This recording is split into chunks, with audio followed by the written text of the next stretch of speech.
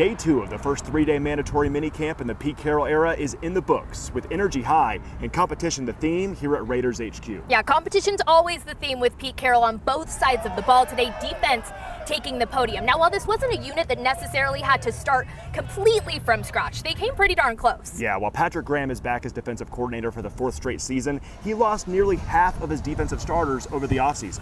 New faces, new leaders, and that same shared vision of creating a new identity under this new regime. It's a fun experience. You know, this is really a whole new defense entirely. So just building that chemistry, the trust with each other. Hell yeah! I think everybody is willing to learn and not trying to know it all because it's new for everybody. Even though they played for PG, it's new perks within the defense. The Raiders notably let star defensive backs and their team captain, inside linebacker, walk in the offseason. So there's newness and a learning curve at camp. The Raiders defense looks and feels like a unit with something to prove.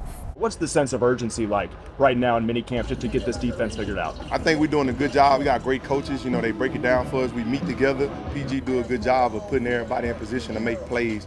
It starts from the top. You know, Pete comes in here with a great mindset, great attitude, and all the coaches want to have fun, and it just makes it fun for all the players. White is one of several key additions. The former Super Bowl champ and Pro Bowler brings passion and experience to a linebacker room in transition. Just prove that I'm a leader. I'm still a leader. I can have a high impact on the team, you know, even in the community as well. Also, you know, just going out there and playing to that all-pro Pro Bowl level. White is getting help in his position room. The Silver and Black reportedly signing former Bengals starting linebacker Jermaine Pratt to a 1-year deal on Wednesday. Now in the secondary, Isaiah Polamau inked a new deal in the offseason and is no longer the new guy. The former undrafted free agent stepping into a leadership role on the back end. I take pride in knowing exactly where everybody's supposed to be, and you know, I try to put everybody in the right position, make sure everybody's on the same page. A little bit of a vocal leader.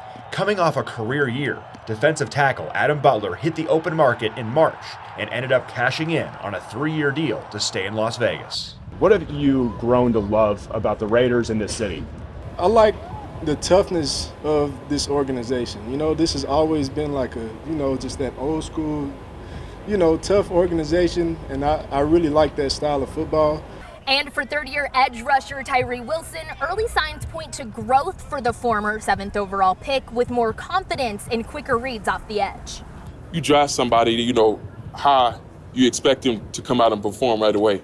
But I feel like every player in the NFL is different. Everybody has a different timeline. I feel like this year's the year that, you know, you got to go out there and show and shut everybody up. While stars like Max Crosby continue to set the tone, it's the collective voice of this defense that's beginning to rise. You've seen 3 regimes already in your time in Las Vegas. What's different about this one? I would just say the mindset, all about competition, and that just makes everybody better.